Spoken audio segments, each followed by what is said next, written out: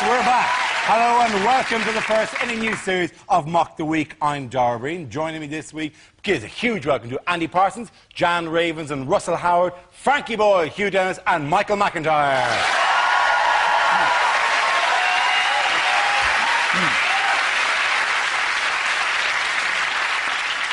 We'll start straight off with the sexiest story, ladies and gentlemen. It's headliners. Here's a picture of Prime Minister Gordon Brown settling into his new office. Wow, feel the energy drain out of the room. Yeah. What does GBTC stand for? Is it Give Blair This Cyanide? Is it actually Give Back Tony's Cup?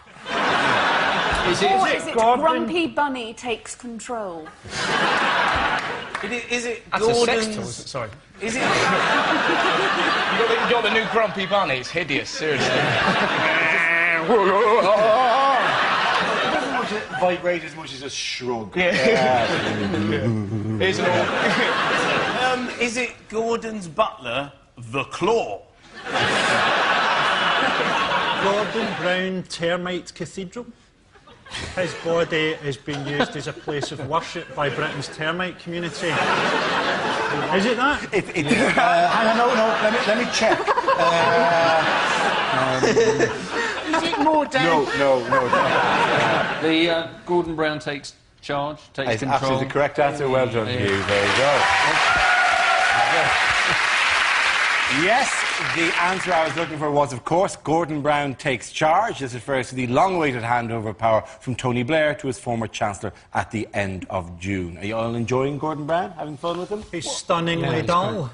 Can you imagine what the party was like when he took power? Dry crackers all round and a video of outtakes from songs of praise. This isn't Psalm 53. I think they should do what they do with boring cartoon characters and give him like a little sidekick. There's like a disco dancing raccoon, maybe. What's that, Chippy? You want me to put VAT on children's clothing? Well, you're the boss. I like the fact that he'd blame his unpopularity on Chippy. And would Chippy be constantly moonwalking behind him out of view? Just walk forward and then... and then back in again. That's the way Chippy works. Yeah, pretty much. OK. He does look pretty uncomfortable, doesn't he, Gordon Brown? And I think that's because not a lot of people know he's actually blind in one of his eyes. And I think so, as people do know that he should wear a little patch. You see, nobody would muck with Britain then, would they? If we were run by a pirate... The trouble is, he wouldn't be some sort of swashbuckling sort of Jack Sparrow thing, would he? He'd look more... With a patch, he'd look more like the bear from Children in Need. We'd have the Right Honourable Pudsey running the country. Does that mean that there would have been meetings between Blair, Brown and Blunkett and only 3 good eyes in that room? The worst thing about that is, the other thing is... Blair could have run in the blind spot while they were chatting. And Brown could be going, I can't wait for him to go, I've never liked him, I'm going to overthrow him. And he's like, surprise, I was here all along, you didn't see me. But the other thing about that cabinet was that Jack Straw has tinnitus, so he can't hear anything. So he's just got a constant buzzing in his head. So it's a blind man, a half-blind man, and a man with tinnitus. It's like the Wizard of Oz or something. They should all join forces like Optimus Prime did to create his one true self. Hazel Blair's jump a into each munchkin, other. isn't she? Hazel Blair's is only about so high.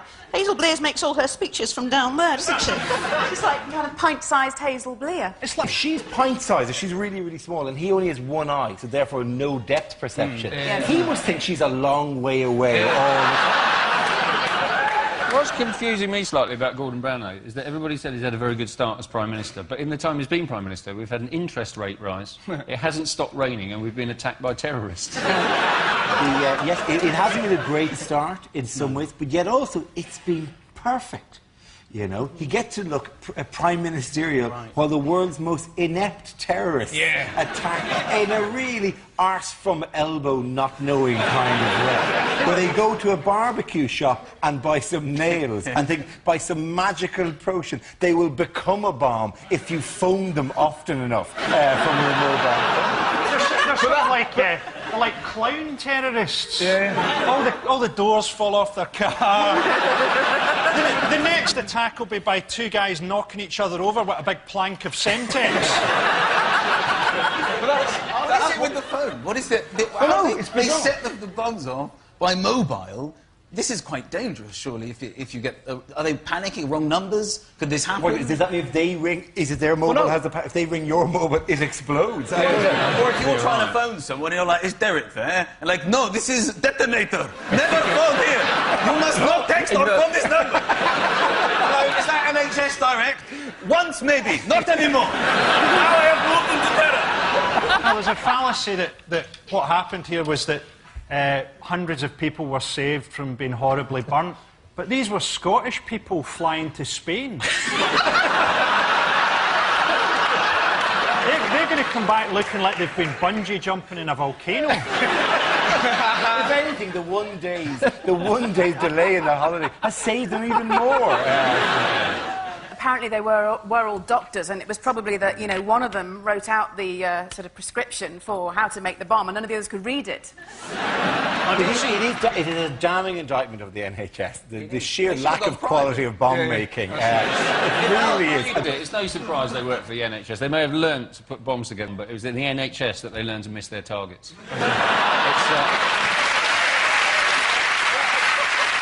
But there is, you know, I do have to say one thing. While we discuss this, the guy in flames running around Glasgow Airport shouting, Allah is good. On that one, we have to just say he may have been looking for a fast backdrop, and it all just... What was great, you know, is if someone's on flames, what they're shouting? I mean, they said it was Allah. It might have been, ah! Apparently he now has his mobile phone melted into his body. Although on the bright side, he is now much easier to get hold of. He should change his ringtone to Disco Inferno.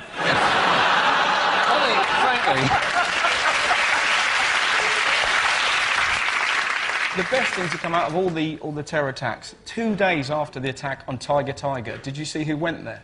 Stephen Hawkins. How fantastic is that? Just from nowhere. I would like to go to Tiger. And then kind of go, well, that's fantastic, Stephen. You're not afraid of the terrorists? No, it's full of slags. You know? I like to picture him rocking up, plugging himself into the sound system and just go, when I say tiger, you say rah. Tiger, rah. Tiger, rah. That probably didn't happen, but I like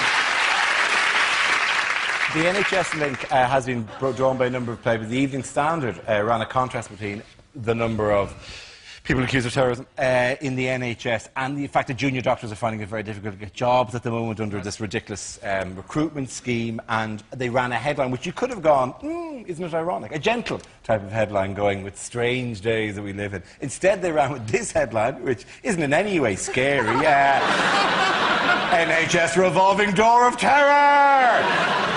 Which at first glance you're going, well, they should just wedge that shut, really. Rather having people, like, you know, with like those kind of saline drips just walking around 360 degrees, constantly going, where does the door stop? Like, do you still, even at your age, when you go through the door and you enter, just sometimes go in for one more loop just for the hell of it? Have you ever misjudged it slightly and Yes. found yourself wedged up, Absolutely. ramming yourself into the man in front and hoping that we can please get to the opening now, because I'm just... Get to the opening?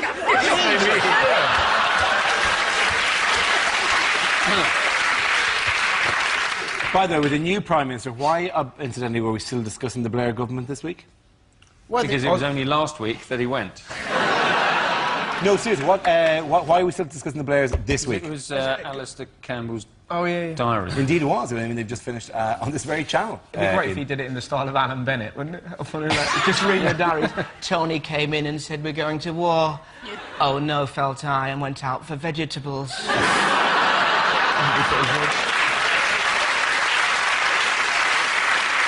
But it's actually it's a really dull diary, isn't it? He apparently has left out 4/5 of his actual diary because he doesn't want to give David Cameron any ammunition against Gordon Brown. And yeah, then why release him now? Why not wait 10 years, 20 years? Well, exactly, but Because he won't make as much money. Yeah, this is true. That's exactly. I suppose the question was less rhetorical than I expected. Really.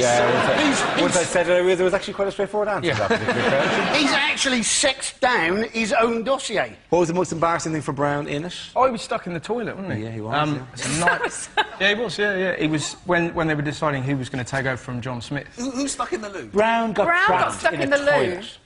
A bathroom, not in the toilet. Wait a minute, Sorry. when they were Like on an airplane because the suction dragged him down. He's scraping, looking for purchase to drag him back. He really likes that bit from Trainspotting.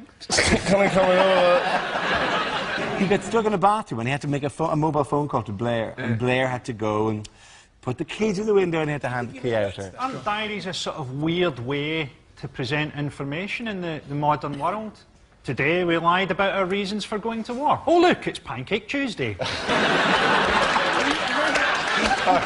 At the end of that round, the points go to Hugh, Frankie and Michael!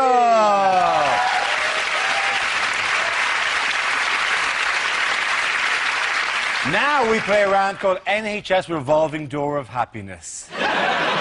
This game involves Michael, Andy, Frankie and Russell, so if you can make your way to the performance area, please. This is where we test our performers' stand-up skills. We spin our high-tech news generator and it randomly settles on a topic and anyone can volunteer some jokes about the chosen subject. OK, here we go. Let's spin the wheel. It's travel.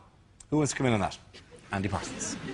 Now then, it is quite tricky, isn't it, travelling at the moment? You go over to America, they actually fingerprint you now, ladies and gentlemen, but only 2 of your fingers.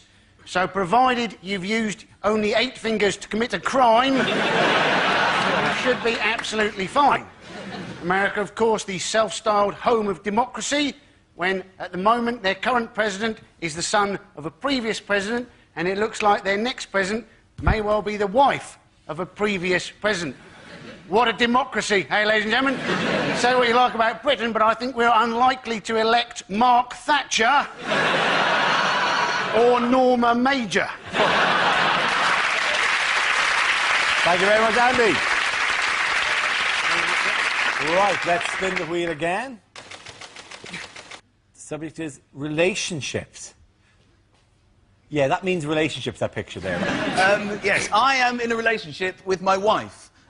Thank you. We've married for 3 years and we've been together for 8 in total. And supposedly this is enough for her to say to me the other day, quite by surprise, she said, I want to try this thing. My friends have done it. I've seen it on the TV. It's really good fun. Just say you'll do it. I'm like, I don't know what to do, so I can't really agree to that. Just say you'll do it! So I thought, OK, well, I don't want this to be a row. I haven't really said anything yet. So I said, fine, what is it? She said, great! We can write a list. It really took me by surprise of 5 people we're allowed to sleep with. From outside of the marriage. I thought, are you joking? Are you serious about this? It's really good fun! I've already done my list. OK, fine. So I humoured her, so I compiled this list. She gives me her list. I just wanted to run it by you girls, because I felt it was kind of predictable. There were no surprises, usual suspects. George Clooney was #1 on the list. Brad Pitt was on the list. Justin Timberlake was on the list. She's like, give me your list, give me your list. So I give her my list. #1, your sister. Well done, Michael. Thank you very much. OK, Russell and Frankie are left. The next topic is men's health is the next topic, as represented by the knee. The window on the man's soul, the knee. 3 times in my life I've been convinced I've got testicular cancer. Every single time it's been an ingrowing hair. It's, yeah, funny. It's getting to the stage I need something terminal just to stop me looking like a massive pervert. You know, it's that... There's no way of getting comfy when you're having your balls checked, because the doctor's like, obviously my balls aren't that big. If you sat there and go, well, you do appear to have a problem, Mr. Howard. You appear to have camel's gonads. But you don't know where to put your hands, you know? You can't sort of do that or anything. I toyed with the idea of doing that firmly. I wish I'd been courageous enough just to go... Thank you very much for your help. Well, now that we've comprehensively dealt with the topic of men's health, Frankie, let's see what you've been left with. I'm guessing sport. They say that the Olympics is going to rekindle English national pride. I mean, come on, for 9.2 billion, you could have written "fuck off Germany" onto the moon.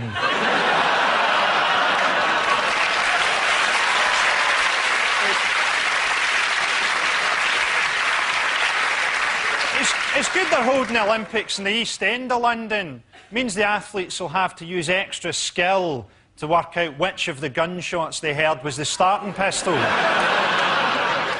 Glasgow's getting in the act. Glasgow's bidding for the Commonwealth Games. Be good to finally see an international athletics event with a crowd fail a drugs test. The East End of Glasgow is already like an Olympic village. Lots of people who struggle to speak English wandering around in tracksuits. Thank you, boys. And Ian Russell get the point for that one. Come back down. Our next round is called Newsreel. We play in a piece of footage featuring people in the news and ask Hugh and Jan to suggest what's being said. This week, the Queen hosts the Arsenal team. Or maybe if I hide behind this door, she will never see me, so... bollocks. Hello, you're from the Renault commercials. Va-va-voom. That's very funny, your Madge. Let me introduce you to the players. This is Julio. He's here. Why has he got his hand on his halfpenny like that? He's expecting a free kick of some sort. This is Not in the penalty box now. and Edmilson. They are Brazilian. Oh, I like a Brazilian. Philip prefers a welcome mat. Yes, but, the old... yeah. Anyway, this is Jens. He is German, like you. Yes, we don't talk about that. And this is Freddy. He is our best-looking player, but yes, he has never married. Oh, I saw him at one of Edward's parties, actually. Now, look, I want to know, I found this in my attic, as a matter of fact. I wonder if you could tell me if it's worth it. Well, 30 pounds, possibly 30, 20... No, look. Surely Oh, more gosh, than that. it's worth about I tell you, £5. he told me 40 quid, the bastard. That is quite ridiculous. You see, those things they are available on eBay for maybe £2, £3.50. That includes the packaging. It is worth nothing. You're having a laugh, Don't talk to the Queen like that. What do you mean? I tell you, people like you, where I come from, we rounded them up. And then we took them outside and we chopped their heads off.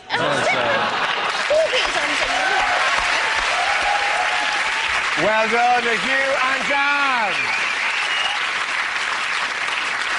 Next round is called If This Is the Answer, What is the Question? On the board of 6 categories. Jan, which category would you like? Oh, I think environment. OK. Category is environment. The answer is over 31,000 tonnes. What is the question? Is it the weight of the first ever mobile phone? If you sell fertiliser, what size order should make you suspicious? If that bomb had gone off, how much cellulite would be spattered across central Scotland?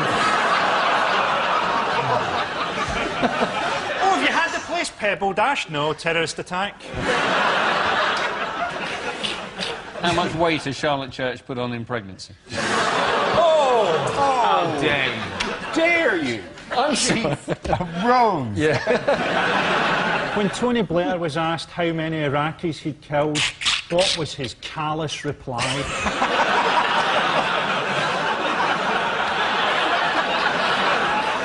Would anyone like to please make us out with the correct answer? Is it, I think I read this somewhere, is it the carbon footprint of live Earth? Yeah. That's absolutely right. Well done, Frankie. Very good. Yes, The question I was looking for is, what is the estimated size of live Earth's carbon footprint? This is a calculation done by carbonfootprint.com that, taking into account travel by artists and spectators and energy consumption on the day, the live Earth concerts were responsible for 31,500 tonnes of carbon emissions. Frankly, that's a bit whiny, though, all the same, to go, they flew in. I really do hate that kind of criticism. There's many things to criticise Duran Duran for. Come on, Sting flew in to tell me to stop overfilling my kettle. Well, to be honest, I watched Enrico Iglesias, right, at my birth, and I would have been happy for the Earth to explode. What's the weirdest thing? It's Madonna telling you to reduce your carbon footprint. You're like, well, stop flying to buy your children. Just nip down the road and get them. Christ. Yeah, the dollar's fallen. She could buy them in New Orleans.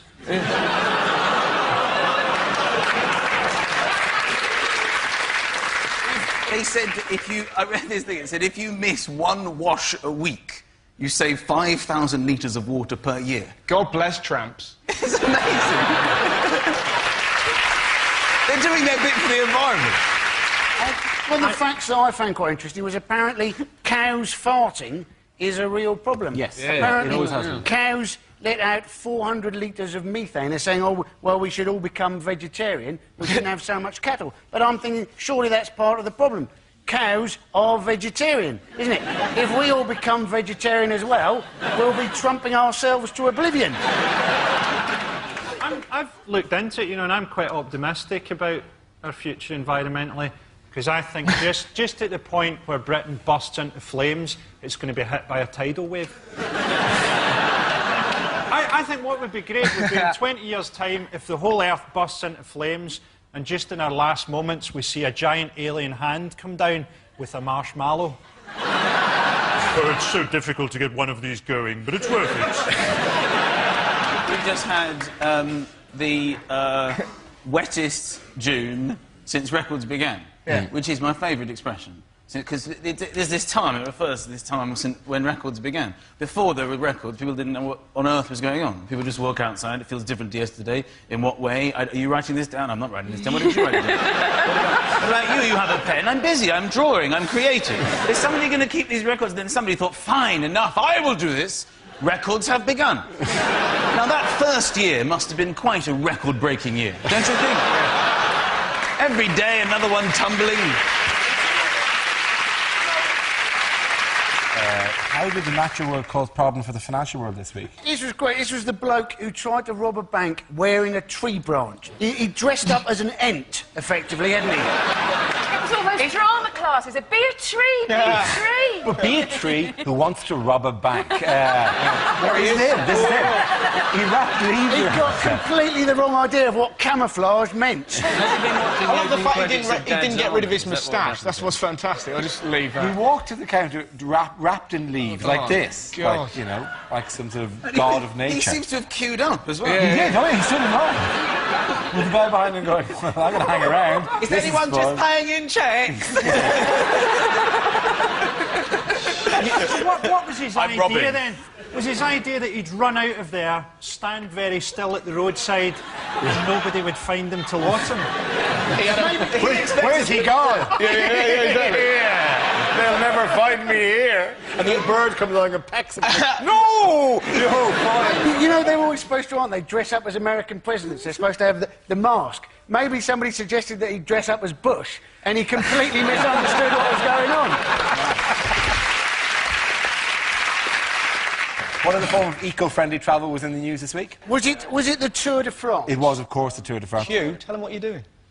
What are you doing? I'm not cycling this. I'm cycling a stage of the Tour de France. You're not. The day before you're supposed I'm to come cycling in an here. amateur stage of the Tour de France. But I'm cycling with the other 169 good cyclists. I'm cycling with 6,000 Frenchmen. When you say amateur stage, have you got stabilisers on either side? Where is it?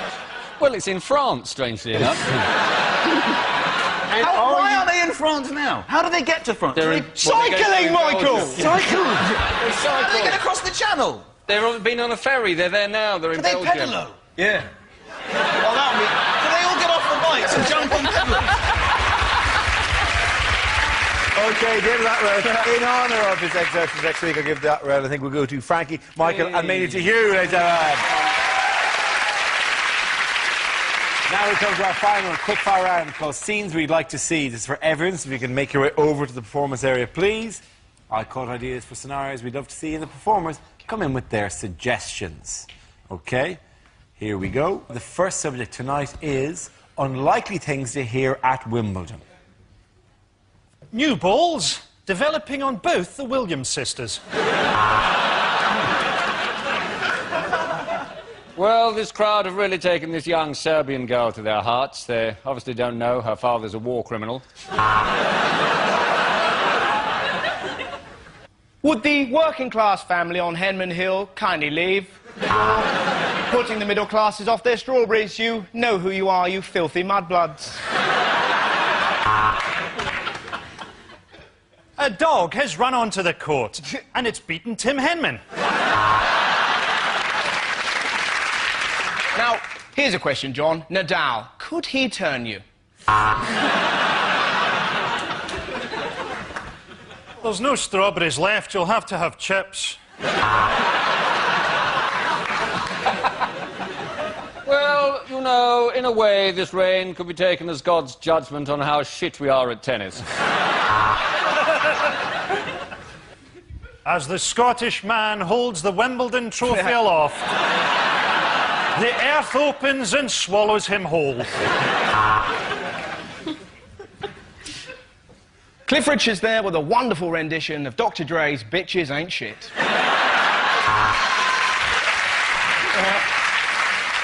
Oh, my goodness, that's a double fault. One for being a woman, the other for being German.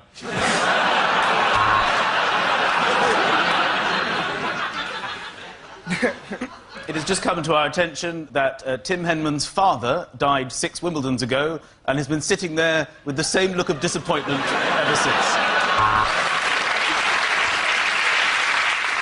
The next topic is what a newsreader would never say. The football scores now, so you might want to look away if you're a woman or a gay.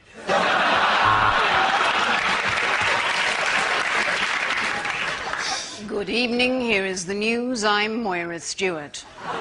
Why did the BBC sack me? Is it because I is black? Just watching that press conference, I wouldn't be surprised if it was her stepfather that did it.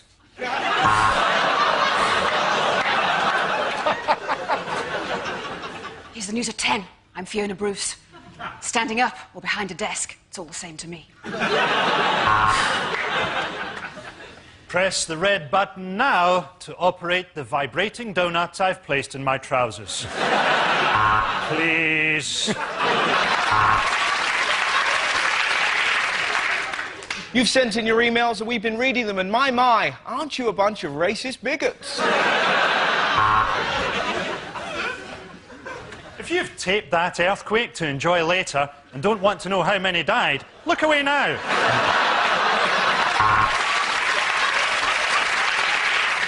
Wimbledon news now, and Tim Henman, you know the rest.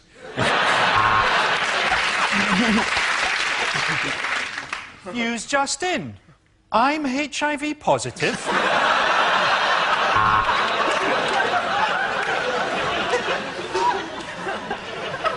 Well, time for your own regional news now. I'm off for a dump. See you in 10. At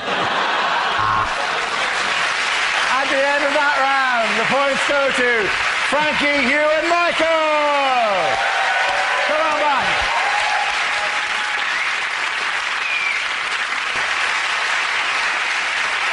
That's the end of the show. This week's winners are Frankie Boyle, Hugh Dennis and Michael McIntyre.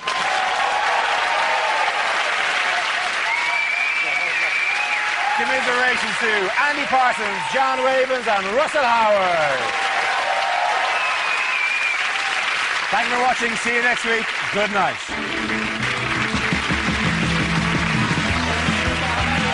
Keep It Comedy next on BBC Two, blasting off for a brand new series. The crew are back with Hyperdrive. Then Pensioners with Attitude. Jack and Victor return, losing their cool in the heat. Still game at 10.